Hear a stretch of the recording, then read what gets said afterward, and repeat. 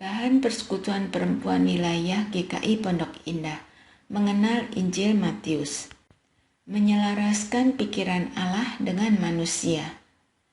Sejak waktu itu, Yesus mulai menyatakan kepada murid-muridnya bahwa ia harus pergi ke Yerusalem dan menanggung banyak penderitaan dari pihak tua-tua, imam-imam kepala dan ahli-ahli Taurat, lalu dibunuh dan dibangkitkan pada hari ketiga. Tetapi Petrus menarik Yesus ke samping dan menegur dia. Katanya, "Tuhan, kiranya Allah menjauhkan hal itu. Hal itu sekali-kali takkan menimpa engkau."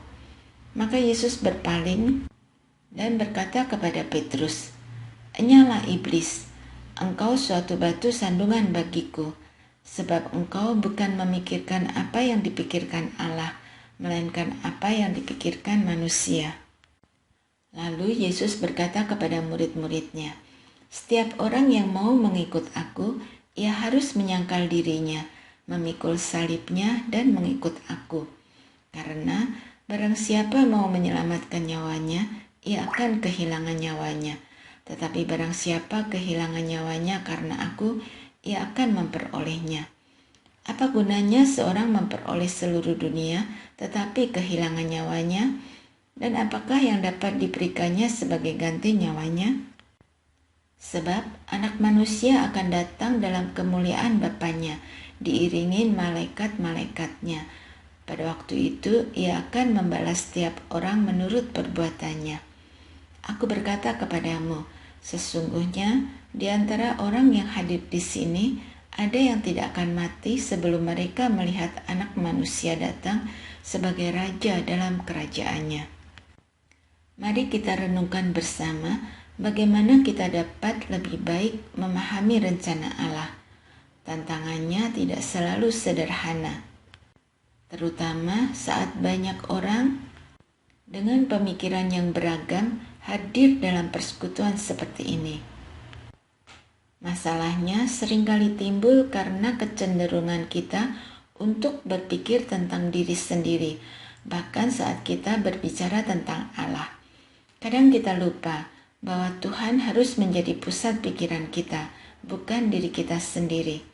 Terkadang kita berusaha menyesuaikan pemahaman kita tentang Tuhan sesuai dengan keinginan atau kebutuhan kita. Mari kita lihat contoh Petrus dalam kitab Matius. Yesus memberitahu Petrus bahwa dia akan mengalami penderitaan, kematian, dan kebangkitan. Namun, hal ini tidak sesuai dengan pemahaman Petrus tentang Mesias yang kuat dan hebat. Petrus bahkan mencoba menegur Yesus. Namun, Yesus dengan tegas menyatakan, "Enyalah iblis, engkau batu sandungan bagiku, sebab engkau bukan memikirkan apa yang dipikirkan Allah, melainkan memikirkan apa yang dipikirkan manusia." Ini mengingatkan kita bahwa jika terlalu fokus pada diri sendiri, kita bisa menjadi penghalang dalam rencana Tuhan. Kesalahan Petrus adalah kesalahan yang seringkali kita lakukan ketika kita tidak memahami siapa Yesus sebagai Mesias. Ini terjadi ketika kita terlalu mementingkan diri sendiri. Untuk mengatasi ini, Yesus memberikan 3 langkah yang harus kita ikuti. Pertama, kita harus bersedia menempatkan kepentingan diri kita di bawah kehendak Allah. Kedua, kita harus siap menghadapi tantangan dan kesulitan dalam mengikuti Tuhan. Ketiga, kita harus bersedia mengikuti Yesus dalam segala hal. Pertanyaannya sekarang, apakah kita bersedia melakukannya? Ini berarti kita harus berubah dari berpikir hanya tentang diri kita sendiri menjadi berpikir tentang apa yang Allah inginkan. Semoga Tuhan membantu kita untuk melakukannya. Diskusikan. 1. Bagaimana kita sebagai perempuan dapat menemukan keseimbangan antara perhatian pada diri sendiri dan memahami rencana Allah dalam kehidupan kita? Apa tantangan khusus yang kita hadapi dalam proses ini?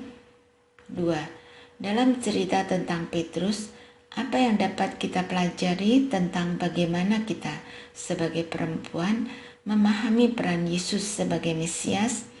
Bagaimana kita bisa menghindari menciptakan gambaran tentang Tuhan yang hanya mencerminkan keinginan kita?